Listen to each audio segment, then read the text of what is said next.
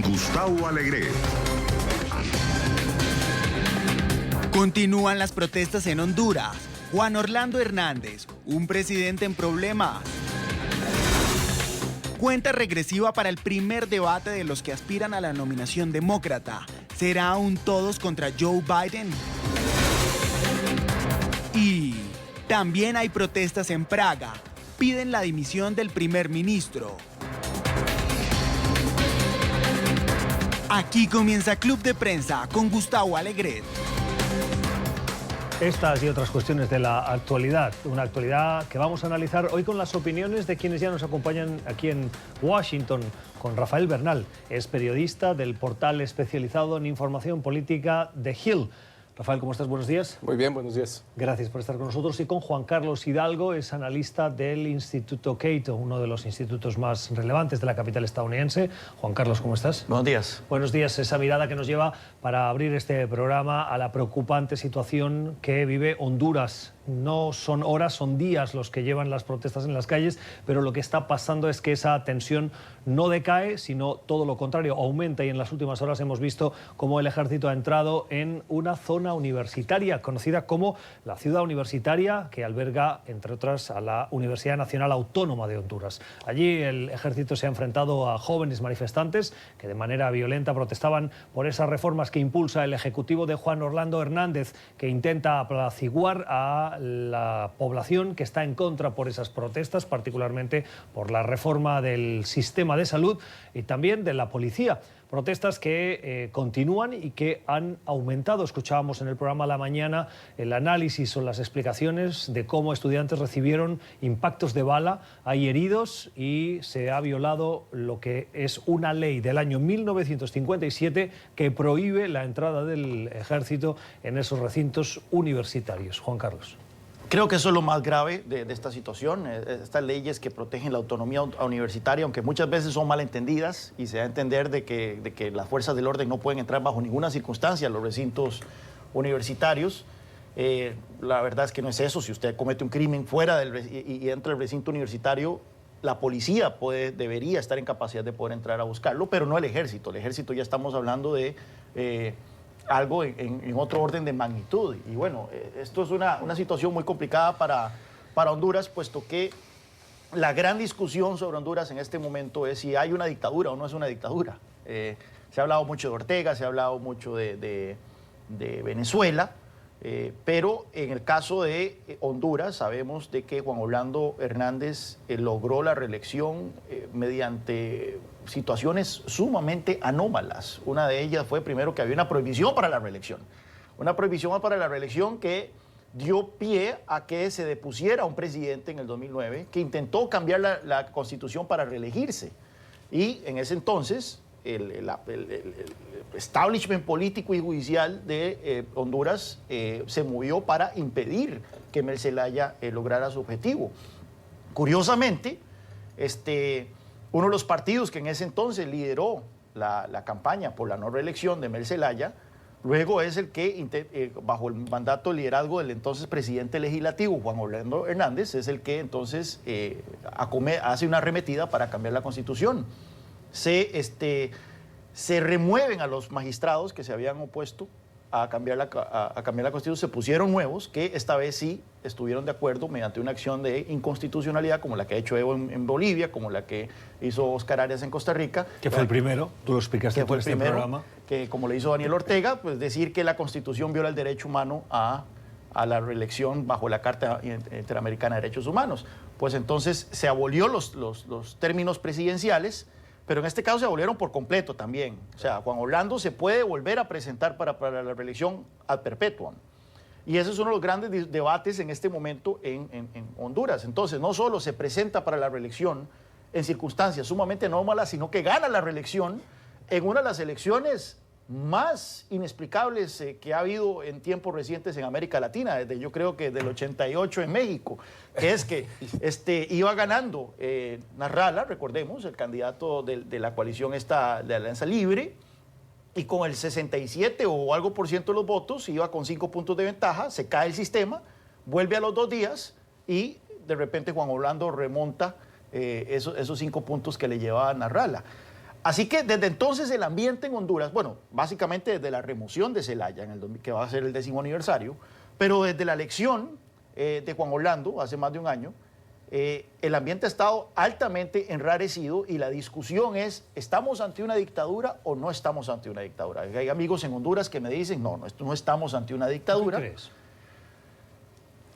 Y todo... No sé. ¿No lo sabes? No sé, o sea, si no estamos ante una dictadura, Juan Orlando Hernández, con este tipo de cosas, no está haciendo un buen trabajo explicándole al mundo que no es una dictadura. Es fuerte, y todo aquello lleva a que este tema, tanto la dictadura o no dictadura de Juan Orlando Hernández y las agresiones, la violencia del Estado en contra de la oposición, tienen injerencia regional en varios planos. En el plano migratorio, en primer lugar. Muchas de la gente, y esto se cansa de repetirlo los activistas en pro de los derechos de los migrantes. La gente que viene de Centroamérica, Estados Unidos, la gente de Guatemala viene principalmente por la roña del café, por la falta de agua en el norte de Guatemala. La gente de El Salvador ha dejado de venir por razones que no se han logrado explicar muy bien. Y una gran proporción, sí, probablemente una mayoría, pero no he visto un estudio que realmente lo diga, pero una gran proporción de hondureños que vienen huyendo de violencia del Estado.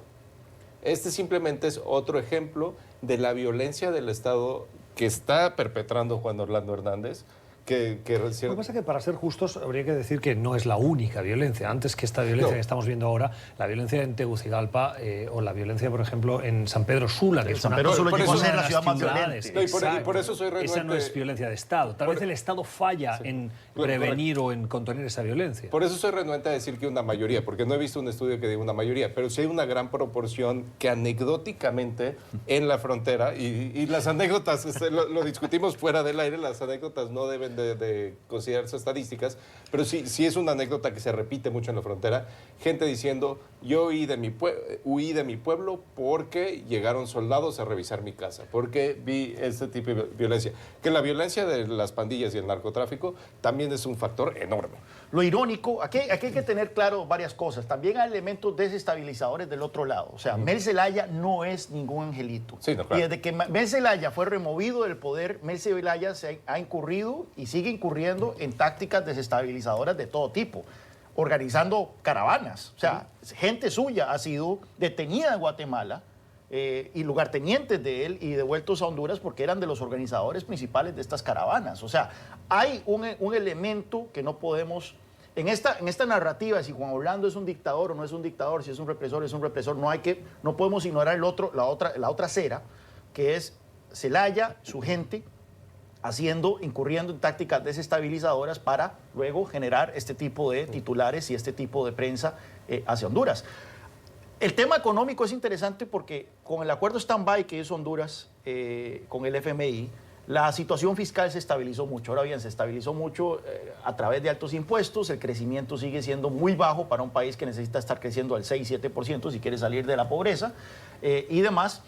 Y hay ciertas cosas que tienen que hacerse. Las reformas energéticas, principalmente la empresa de electricidad, que es una empresa altamente deficitaria, necesitan hacerse reformas en esa arena y es probable que esto sea alguno de los requisitos para renovar el acuerdo stand-by con el FMI.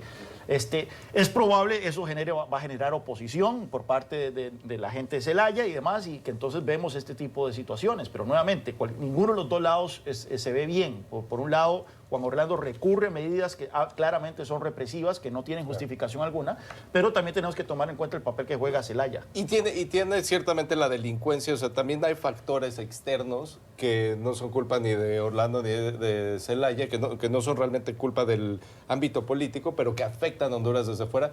El narcotráfico, claro, es el número uno en todo Estados Unidos, digo, en toda América, pero hay que recordar, por ejemplo, la tasa de mortalidad por arma de fuego es más baja en Honduras que en El Salvador. Honduras tiene menos violencia en general. Honduras tiene mejor desarrollo económico hasta ahorita. Bueno, dice el presidente Bukele que El Salvador lo va a rebasar, pero todavía no lo hemos visto. Honduras tiene muchos indicadores que no tienen sus vecinos, pero sigue expulsando gente. Hay algo que hace que la gente bueno, hay Sí. muchos factores, como ya discutimos, que la gente de Honduras quiera salir del país. Es un país sumamente complicado, pero también recuerdo, hace unos meses salió un gran reportaje de CNN sobre la gran autopista de la cocaína que sale de Venezuela. No sé si ustedes lo vieron. Y adivinen a dónde van todos los vuelos. Haciéndome competencia, promoción de la competencia. Bueno, pero El show. eran vuelos que salen de Venezuela hacia Honduras en su gran mayoría. O sea, son destinados a... Entonces no podemos también perder el papel, de vista el papel que juega Honduras como uno de los peajes principales en esa superautopista de la cocaína que sale... Y ahí es el otro de los punto de cómo Honduras, dentro del ámbito regional, es un actor, digo, subestimado y mucho más importante de lo que generalmente le damos crédito. Estados Unidos, bueno, la administración Trump habla mucho de la troika y la tiranía de Nicaragua, el vecino de Honduras, Cuba y Venezuela, como los países desestabilizadores de la región norte de las Américas, digamos. Honduras juega un papel que, si bien el Estado no es el 100% el perpetrador de este papel, juega un papel importantísimo en la desestabilización, tanto en el tráfico de drogas, en la violencia, en la migración, pero Juan Orlando Hernández pues, es el aliado natural de Estados Unidos en la región en cuanto, y como decían un poco en la Guerra Fría, y lo decían con palabras un poco más vulgares, no es es un hijo de la tal por cual, pero es nuestro hijo de la tal por cual. Y esa es la posición diplomática de Estados Unidos hacia Honduras. Y por eso Estados ¿No es el Unidos... hermano de Juan Orlando Hernández el que está acusado? Claro que sí. Aparte, O sea, sí, su hermano. Sí. O sea, cuando vos tenés... Y las acusaciones corresponden al periodo en el que Juan Orlando Hernández es presidente. No es que sea coyuntural de antes. No, y que- Cuando vos tenés una participación tan activa geográficamente en el tráfico de cocaína, la pregunta es hasta qué extensión se está dando esto sin la participación activa de las autoridades. Sí, Entonces, o claramente, no solo estamos hablando de que si estamos ante una dictadura, sino mucha gente dice estamos ante una narcodictadura. lo que pasa es que y, eso fíjate- y curiosamente esa es la retórica que Bukele ha asumido contra Juan Orlando. Bukele ha llamado narcodictador a Juan Orlando. Tú puedes pensar que tu hermano tiene sus negocios y no sabes cuáles son. Pero si tú eres presidente del país, no puedes ser tan ingenuo, o al menos nos lo parece desde fuera, que no controlas las actividades de narcotráfico que afectan a la salida de cocaína de tu país y en tu propio ámbito familiar no puedes sospechar que tu hermano está involucrado en ese tipo de negocios. O sea, tanto siendo presidente, que controlas la inteligencia de tu país, como siendo miembro de tu familia en el que tu hermano tiene actividades y que el presidente no hizo nada. Sí, digamos que alguien que manda a los soldados a meterse a la universidad no es alguien que se pueda escudar detrás de los derechos humanos y los derechos procesales de su hermano y decir, bueno, yo no lo puedo perseguir porque no me lo ha dicho el fiscal.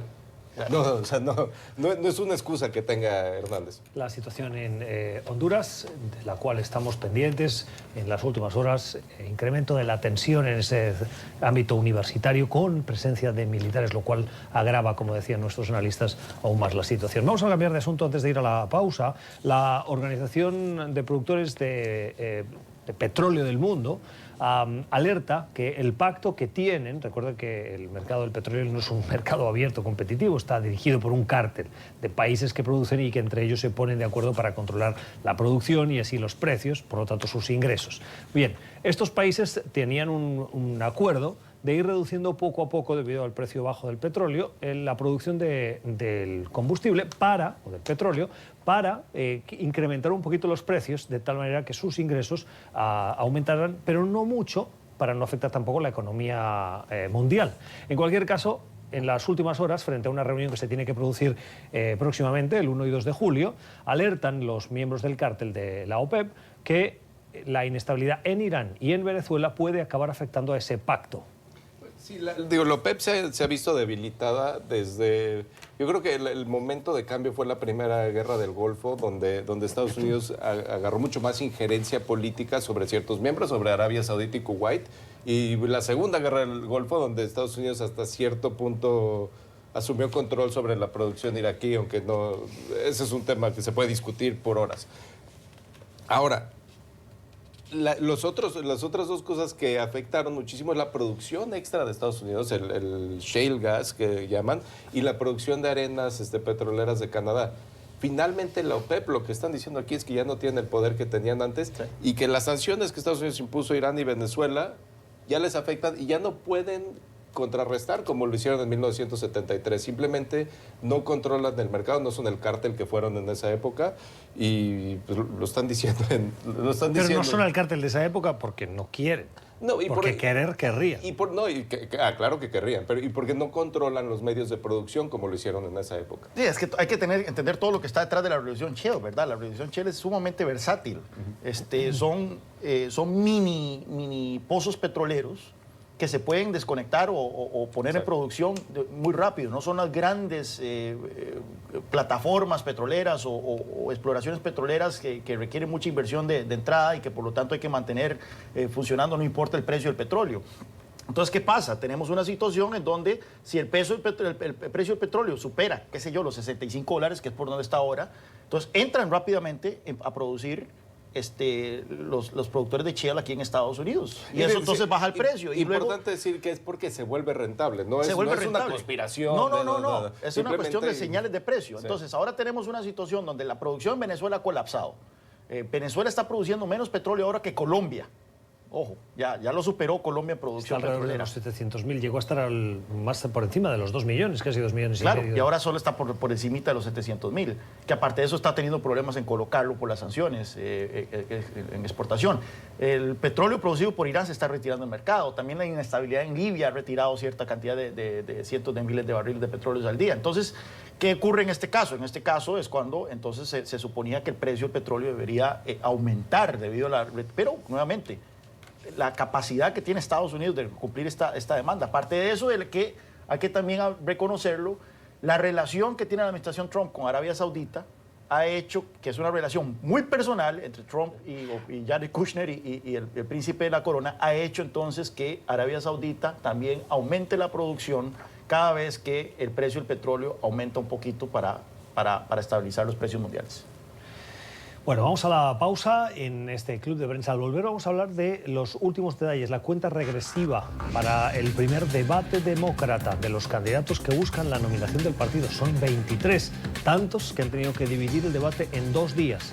Mañana el primero y el jueves el segundo. ¿Qué tenemos que esperar de ese debate? Lo que estamos viendo hasta ahora es un todos contra Joe Biden. Ya volvemos. Seguimos en Club de Prensa, este tiempo de análisis de la actualidad, una actualidad que tiene una cuenta regresiva, los ojos puestos en Miami, donde los 23 candidatos demócratas que aspiran a conseguir el favor de los electores en esa carrera hacia la nominación se van a medir en 2 grandes debates que han llevado la atención. El primero de una serie de citas en las que se van a ir descartando los candidatos a medida que avanza este proceso de primarias demócratas. Varios titulares. El primero sorprende la tensión que hay cuando faltan poco más de año y medio para las elecciones y los demócratas están profundamente enzarzados en propuesta contra propuesta.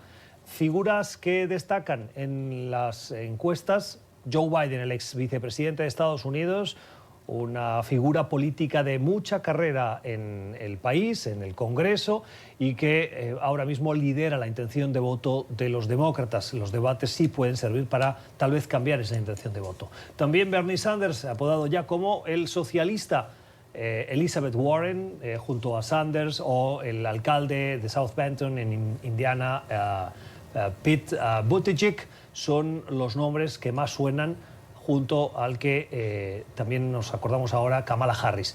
Son estos los más llamativos de esa lista de 23, pero el titular que estamos viendo, Juan Carlos, en los medios es que se están poniendo de acuerdo, o aunque no sea ponerse de acuerdo, pero indirectamente lo están haciendo.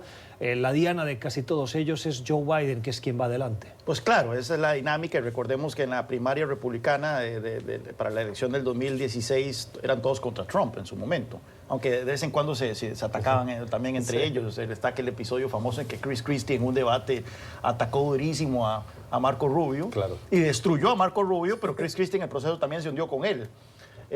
Pero sí, en este caso, siendo Biden el líder en las encuestas, es obvio y es esperable que todos lo empiecen a atacar. Ahora, lo interesante aquí son 2 cosas. Primero que todo, que Biden encabeza la intención de voto en un partido demócrata que no se identifica ideológicamente con él. O sea, es un partido demócrata que se ha virado más a la izquierda más de la mitad, creo yo, si bien recuerdo, más de la mitad de los demócratas se autodenominan socialistas, Sí. Lo cual no calza con un Biden cuyo mensaje, su carrera política siempre ha sido centrista y que su mensaje para esta elección se mantiene centrista. Y entonces ya hemos visto que algunos temas han empezado a moverse un toquecito, pero no mucho. Y eso entonces claramente le da lugar a los Elizabeth Warren, a los Bernie Sanders y la misma Kamala Harris para atacarlo por su supuesta falta de credenciales progresistas, ¿verdad?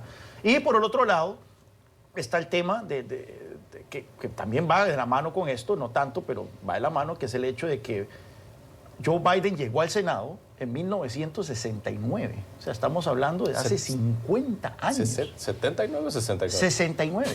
Llegó al Senado hace 50 años. Llegó incluso, yo me acuerdo que fue electo justo semanas después de haber cumplido los 30 años, que es la edad límite para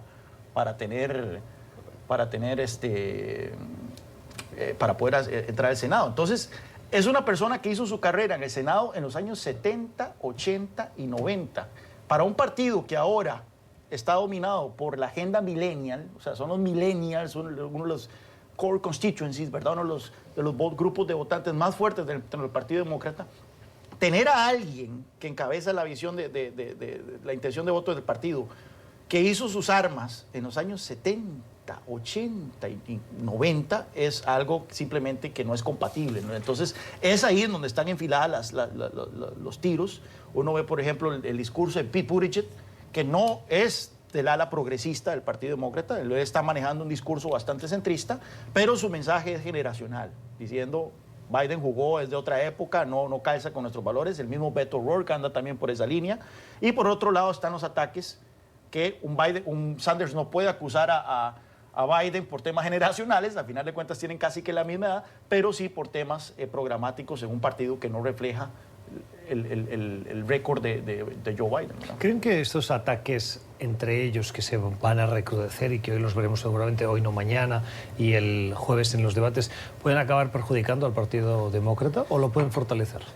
Puede suceder cualquiera de las dos. Esa es la respuesta fácil. Ahora, los ataques tienen que ser muy calculados y creo que casi todas las campañas, son 25, entonces estoy seguro que va a haber de todo tipo de estrategias, pero las campañas mayores entienden que el propósito final aquí para cualquier demócrata es vencer a Trump.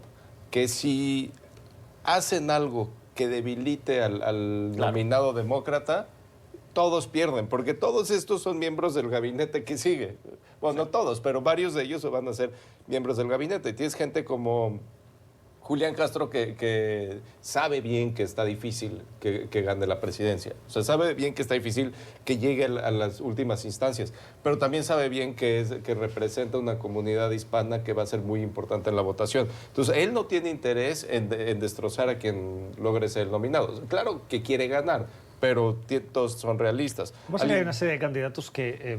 hay dos grandes motivaciones en los candidatos que están en la cola, ¿no? Esto me lo decían en las elecciones diversos analistas, en las anteriores primarias republicanas, que había también 16 o 17, nos parecía una barbaridad, y ahora tenemos a 23. Uno, los hay que buscan claramente ser candidatos a vicepresidentes con quien gane. Claro. Entonces están compitiendo en otra liga dentro de esa nominación primaria. Y otros que buscan la campaña de publicidad para proyectar su nombre. Donald Trump, de hecho, se dice que cuando lanzó su candidatura, lo que buscaba era una gran campaña de publicidad personal. Sí. Jamás pensó que él podría ganar. Y esto lo explican diversos periodistas en diversos libros, coincidentes en el análisis de que Trump lo que buscaba era invertir poquito para tener nombre. Ser comentarista en una cadena televisiva, pues eso paga bien. Huckabee. Me lo dice, mira, aquí no pierden oportunidades. A ver si acaso... Hay un caso muy particular, por ejemplo, Eric Swalwell, que si no han oído de él, pues es muy normal, porque no es muy conocido. Es un congresista cerca de San Francisco, cerca de Oakland, en California. Y su reto particular, y su caso es que en California es muy difícil acceder a los puestos de elección estatal, a la senaduría, que pronto se va a retirar una senadora de California y es una oportunidad enorme, a la gubernatura, todo ese tipo de puestos. Hay muchos candidatos y muy pocos puestos. Entonces que nadie lo conoce, se avienta a la presidencial y entonces cuando se abre ese puesto del Senado, él tiene una mejor posición para entrar. Claro. Porque no va a estar en un gabinete. Ciertamente no va a ganar, no va a llegar al segundo debate, pero él lo sabe, pero ya abren un poco su espectro. Entonces, toda esa gente que está consciente de lo que está haciendo, no va a tirarle a Biden, digamos que si se encuentran la bala de plata, van a tener que tomar la decisión. Si la tiran temprano para quitarlo del escenario completamente y que los demócratas puedan participar, o se la guardan para que no la pueda usar ni Trump. Sí, ahora bien, Biden históricamente ha sido un candidato con un récord terrible de decir cosas inapropiadas, ¿no? Dejemos de lado su escandalillo, ¿verdad?, sobre los abrazos y la afectividad que él muestra en público, pero recordemos que su primera campaña en la presidencia en el 88 terminó siendo consumida porque había plagiado un discurso del líder laborista Aquino sobre... Lo copió. Lo copió, pero verbatim, Íntegro, ¿verdad? Después su candidatura en el 2006... No, del 2008 también empezó malísimo cuando se refirió a Obama como que diciendo que Obama era popular porque era un negro que tocaba como un blanco, o que hablaba como un blanco. Que hablaba como un blanco y estaba bien afeitado, algo por el estilo. Bueno, él tiene una historial de decir cosas que se para el sol a verlo. Hasta el momento ya metió la pata una primera vez ahora sobre cómo él se manejaba con una relación muy cordial con senadores segregacionistas allá en los 70, que nuevamente habla de otra época, que un millennial oye eso y le parece lo que pasa que es que ¿verdad? lo juzgamos con una vara de medir que es la de la antigua política. Pero porque hoy la presidencia de Estados Unidos nos ha demostrado, este presidente, que se pueden romper determinadas expresiones o esquemas de comportamiento de líderes políticos y no pasa Correcto, nada. pero salvo otro tema es que salvo por tal vez Pete Buttigieg o alguno de los menos conocidos, Biden ha recibido menos votos en una elección que cualquiera de estos, que Beto O'Rourke y que Kamala Harris seguramente. O sea, él compitió por la elección de Senado en Delaware. Delaware es de los estados que menos población tienen. Creo que con trabajos llegan al millón. Ni siquiera llegan al millón porque solo tienen un representante. Entonces, él ha competido en elecciones relativamente chicas. Si eventualmente ganó como vicepresidente es porque también Obama fueron unas campañas espectaculares. Eso es un buen punto. Beto O'Rourke sacó, ¿cuántos votos fueron? Casi 4 millones en la última elección. O sea, Beto O'Rourke sabe hacer una campaña grande. Kamala Harris ganó una campaña grande en California. Elizabeth Warren, dentro de todo Massachusetts, sí es un estado relativamente grande. Estás hablando de gente que realmente ha mantenido todos estos campañas. estados, sí, pero de todos estos estados, probablemente Texas es el más atractivo. Sí. Es decir, un candidato que busca hacer la aritmética para ganar los votos del colegio electoral va a pensar, Massachusetts es un estado que lo puedo dar casi por seguro. Sí, no hay que, la última elección demostró que no hay que dar nada por seguro, pero Correcto. es más seguro tener a Massachusetts que no a Carolina del Sur o Carolina del Norte. Correcto. Pero el otro que decías, California, 3/4 de lo mismo. Pero es que Texas está en un porcentaje mínimo de cambiar el color, porque el cambio demográfico está haciendo que ese estado pueda volver a ser un estado demócrata y que deje de ser republicano. Abrir Texas es la pesadilla de los republicanos, porque los republicanos tienen 38 votos seguros ahí, votos electorales. Jaque mate. Sí. Pierden Texas, pierden la elección. El combate siempre ha sido por Florida, pero Florida es un lugar muy difícil para hacer campañas porque es un estado con tantas diferencias. Es complicado. Yo vi un tuit buenísimo ahora que en la última elección, que la campaña de gobernador quedó 50.1 a 49 punto algo por estado. Y un tuit puso algo así como que en Florida no importa cuál sea la elección, puede ser un helado o recibir una patada en la cabeza, va a quedar 50.1, 49.9. Va a haber alguien que va a tener una opinión en contrario. Sí, voy a cambiar. Le cambiamos de asunto para no alargar los debates tanto. Son las 11 en Ciudad de México, en Ciudad de Panamá y en Bogotá, las 12:03 en Brasilia, en Montevideo o en Buenos Aires. Un Uruguay que se enfrenta a un proceso electoral. Hay primarias este mes de junio y elecciones en octubre. Y hay un fenómeno que nos está llamando mucho la atención y es el que preocupa a los líderes de los partidos, particularmente del Partido Nacional, el Partido Conservador, que ha tenido que acudir a la justicia con una cierta frustración porque ve cómo se incrementa la presencia de un comportamiento que hemos visto en otras democracias liberales del mundo, pero que no había llegado al menos a esa parte del mundo, y es el de las noticias falsas, los rumores para intervenir o desacreditar a candidatos y alterar el resultado de las elecciones. Ha aparecido un candidato, Juan Santori, que estaba muy bajo en las encuestas y que por la proliferación de noticias falsas, de desinformación y de guerra sucia, está incrementando en esas encuestas. El Partido Nacional ha ido a la justicia y la justicia dice, cuando vamos a las plataformas de Twitter, Google, Facebook, no responden con la misma celeridad si se trata de una cuestión de terrorismo o de seguridad nacional. Es una situación bastante anómala. Si hay algo que como analista sobre América Latina me puedo decir con toda autoridad es que la política uruguaya usualmente no está en el top 10 de las cosas que son más apremiantes. 4 millones de ciudadanos, un país pequeño. Menos de 4, o sea, es un país pequeño, pero no solo es pequeño, sino también es un país poco conflictivo, con una democracia, a pesar de que es una democracia joven, recordemos que también tuvo una dictadura en los años, hasta los años 80, es una democracia bastante civilizada, de las más sólidas de América Latina, junto con Costa Rica y Chile en todos los índices posibles. Y sí, está en este momento, es un país también con una política electoral muy extraña, en el sentido de que los partidos son, estos procesos de primarias, los partidos son como grandes sombrillas en donde habitan diferentes fuerzas políticas con ideologías disímiles incluso. Entonces el Partido Nacional, que es el partido más antiguo del mundo, uno de los más antiguos del mundo, es un partido donde pueden habitar gente de centro, puede habitar gente de derechas, puede haber gente más liberal, o incluso algunas que son un poco más estatistas y demás. Y entonces estas primarias son casi que elecciones dentro de cada su proceso electoral. Aquí lo interesante también es que se están dando debates entre precandidatos de partidos. Entonces un precandidato del Frente Amplio está debatiendo con un precandidato del Partido Colorado y demás, algo que no se ve usualmente. Lo raro aquí es la irrupción de este señor Sartori, que apareció de la nada y con muchísimo dinero. Y está gastando, al parecer, una fortuna en una campaña que está creando controversia dentro del Partido Nacional, que el Partido Nacional, en teoría, estaba posicionado para hacerse del poder después de, ¿cuánto han sido? Han sido 4 gobiernos seguidos. Sí, primero con Pepe Mujica.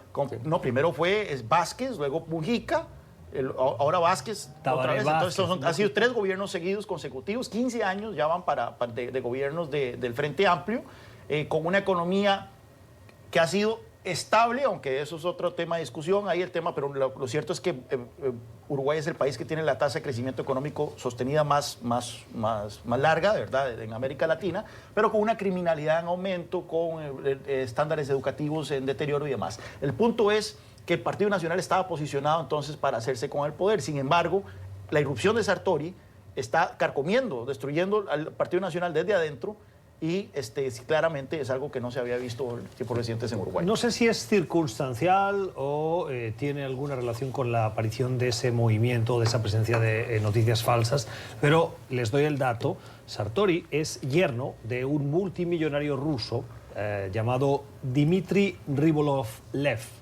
Y Rusia es conocida, saben ustedes, por esas prácticas de injerencia, no solo en las elecciones estadounidenses, también en la campaña del Brexit, también en las elecciones francesas, también en las elecciones comunitarias, como palanca o plataforma para la diseminación de informaciones falsas. Digámoslo claramente, Rusia tiene una campaña abierta en contra del liberalismo mundial, o sea, y de la democracia mundial.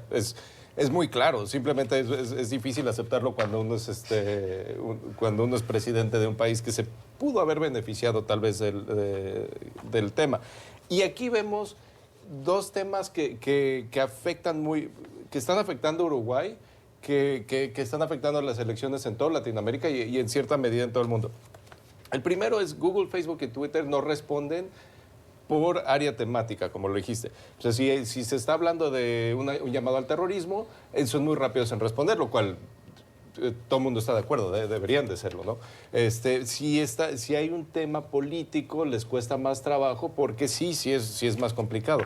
Pero también en ciertos mercados que no son sus mercados principales, que no es Estados Unidos, que no es Europa, que no es su entrada y sus intentos de entrada en China, incluso uno como Japón, no responden porque simplemente no les interesa tanto. La oficina de Google en Uruguay, no sé cuánta gente tenga, pero es relativamente más chica que cualquier oficina regional de Google aquí.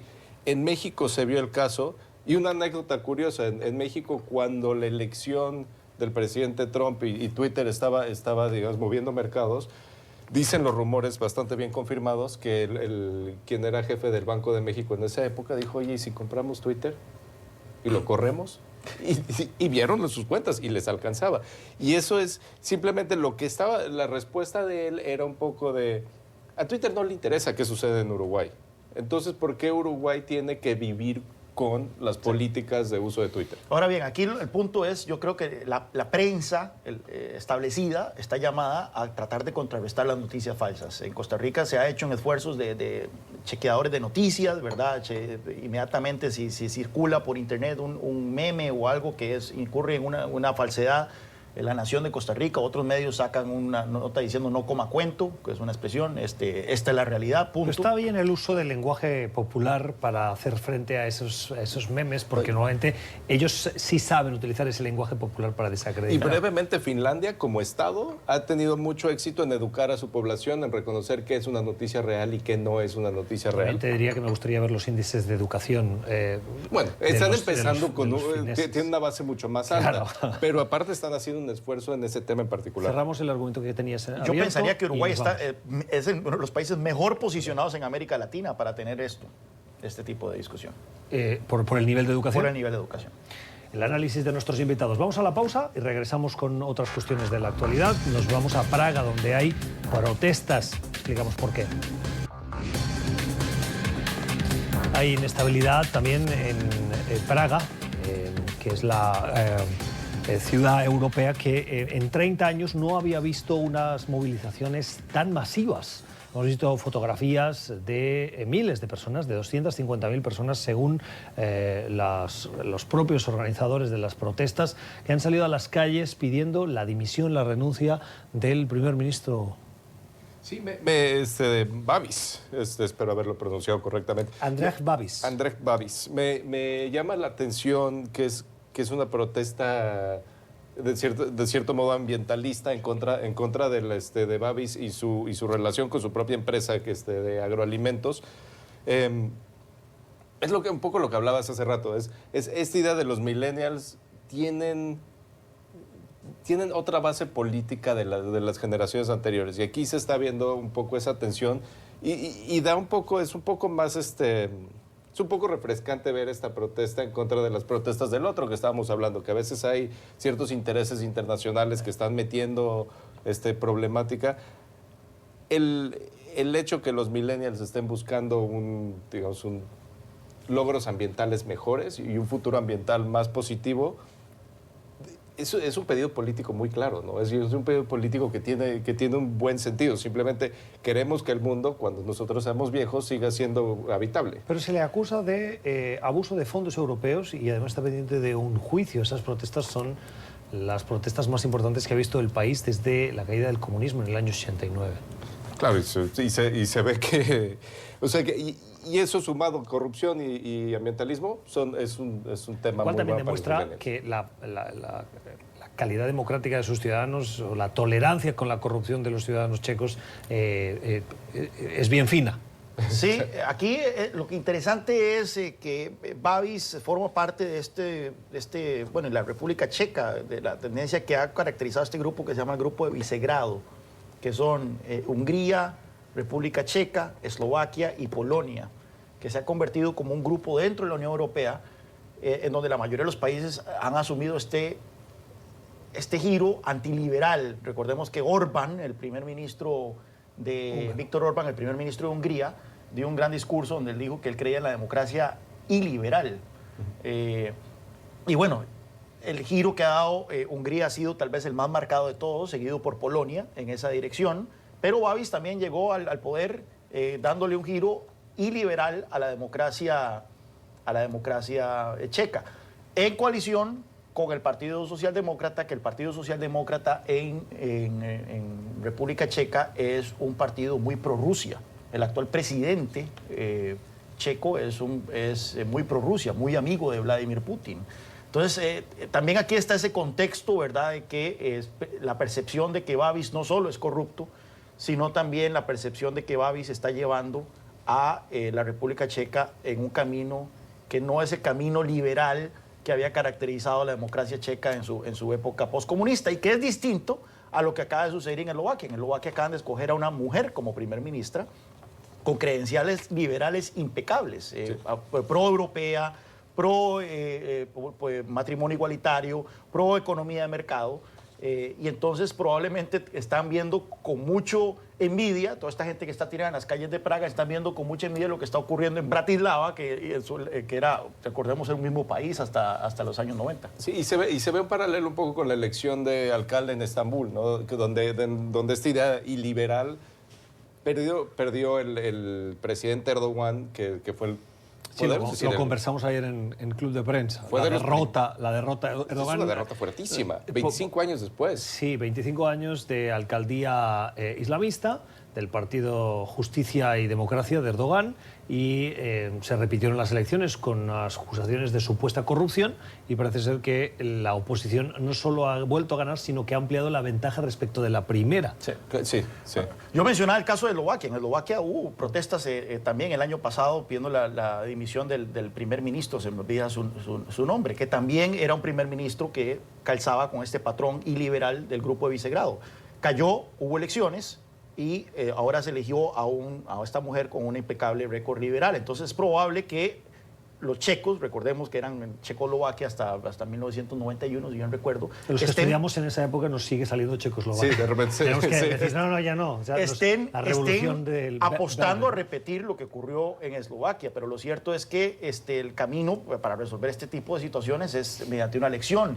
El problema es cuando las elecciones siguen dando el mismo resultado, que es lo que ha ocurrido con Hungría. Cada vez que ha habido elecciones en los últimos años, Orbán vuelve al poder con una mayoría ampliada. Pero también estamos viendo algo que le está pasando a este movimiento iliberal, que entraron como una revolución, dependiendo de dónde, entre los últimos 10 y los últimos 5 años. Y ahora es donde los votantes pues, les están pidiendo resultados. Y los están entregando más o menos en la misma medida que los gobiernos anteriores. No están entregando buenos resultados económicos. Vamos a cambiar de asunto antes de ir a la pausa de nuevo. Volvemos a Estados Unidos. En las últimas horas hay polémica y sorpresa. Sorpresa relativa, porque no es la primera vez que hablamos de las condiciones que que sufren, por decirlo de una manera directa, los migrantes y particularmente los niños en los centros de reclusión o de detención de la patrulla fronteriza en Estados Unidos. Cuando llegan a Estados Unidos, cruzan la frontera, se entregan a las autoridades y pasan por el proceso habitual que incluye esa detención en centros de migrantes. Pues bien, una legisladora, Verónica Escobar, denunció las condiciones en las que se encontraban los menores en un centro de Texas, en El Paso, situación sin agua, sin alimentos, en condiciones de salubridad muy cuestionables y con incluso algunas denuncias de epidemia de piojos que se iban o con represión o castigos por parte de los miembros que custodiaban a esos menores por pérdidas, por ejemplo, como decía el reportaje del Washington Post, de que se pierde un peine, les quitan el otro y además los castigan sin colchones, durmiendo en el suelo. Bueno, una situación esperpéntica en lo que tiene que ser un ejemplo, el de Estados Unidos en la atención de migrantes. Estados Unidos, país de migrantes. ¿Qué ha pasado? En las últimas horas la patrulla fronteriza ha informado a la oficina de la legisladora que en ese centro solo quedan 30 niños, han cambiado de destino a 300 después de las denuncias. Pues lo siguen moviendo y realmente, o sea, todo esto responde a que los centros de detención de migrantes están rebasados en su capacidad y van a seguir rebasados en su capacidad. No solo la administración Trump debe decir porque están llegando tantos, pero también porque los protocolos en lo que se soltaban a los niños hacia familias que pudiesen cuidar en Estados Unidos, digamos, fuera de los centros de detención, no se están siguiendo, entonces está siendo más lento el proceso de soltar a los niños. La política migratoria de esta administración, que continúa siendo noticia, en este caso, una noticia pésima, la de las condiciones en las que son recluidos esos menores, también los adultos que cruzan la frontera buscando asilo en Estados Unidos. Vamos a la... Recta final en nuestro club de prensa de hoy para referirnos a una entrevista al presidente Donald Trump que le ha hecho el medio en el que trabaja, Rafa, The Hill. Han hablado con el mandatario y nos llama la atención el titular que ponen y le han preguntado al presidente Trump si él avanzaría en la sustitución, es decir, proponer el nombre para el proceso que tiene que aprobar el Senado de un juez a la Corte Suprema. La Corte Suprema está compuesta por 9 miembros. Si uno muere o presenta su renuncia o se jubila, el presidente en cuestión presenta una terna de nombres, escoge uno y se lo propone al Senado. En la última elección, y les doy el contexto, ¿qué pasó? Que Barack Obama, a 8 meses de las elecciones, tuvo la oportunidad de presentar al juez, lo hizo, juez Garland. Perdón, sí. Bueno, Merrick Garland. Propuso un nombre y entonces el Senado no quiso aceptar ese proceso de nominación, arguyendo de que es el nuevo presidente que tendría que hacerlo. Hubo vacante durante un año casi completo. Ahora parece que el argumento que utilizaron en ese momento en contra de Obama, ellos dicen el presidente no lo seguiría y que si fuese el caso, él sí propondría al nombre de la Corte Suprema. Y tiene dos puntos que molestan mucho a los demócratas. Primero, la aparente hipocresía de decir cuando es un demócrata y le quedan 8 meses, entonces no. Pero la otra es que les preocupa mucho que lo que están diciendo es cuando se muera Ruth Bader Ginsburg, que es una héroe demócrata. Es la más anciana de la Corte. Y probablemente la más liberal. Y la más liberal. Pero realmente pues, a la pobre mujer la están dando por muerta y es... Ya la han enterrado. La enterraron y es relativamente de mal gusto. Sí, aquí es una cuestión de números. Hay un video, y lo pueden buscar en YouTube, donde Joe Biden en 1992 dijo que no se debería someter a consideración nominados a la Corte Suprema de Justicia en un año electoral. Eso en un momento los demócratas tenían la mayoría Pero en el lo dijo Senado. medio vagamente, no lo dijo tan claramente La como cuestión Mitch es que McConnell. siempre y cuando vos tengas la mayoría en el Senado, te puedes salir con la suya en cualquiera de estas posiciones. Y eso es lo que están haciendo los republicanos. ¿Por qué bloquearon a Garland en el 2016? Porque tenían la mayoría en el Senado. ¿Por qué ahora pueden hacer esto si se abriera esa vacante? Porque tienen la mayoría en el Senado. Porque pueden. Porque pueden. Lo cual demuestra que no está el país por delante, sino el partido y los intereses de partido por delante. Bueno, habrá que ver qué pasa. Larga vida para la juez. Y en cualquier caso, nosotros no vamos a ser quienes la matemos antes de ahora. Con 92 años, que siga al frente o al pie del cañón es muy encomiable. Quien pudiera. Vamos a dejarlo aquí. Gracias Juan Carlos Hidalgo y Rafael Bernardo por los comentarios y a ustedes por la generosidad de su tiempo. Nosotros volvemos mañana. Les deseamos una feliz jornada. Gracias por acompañarnos.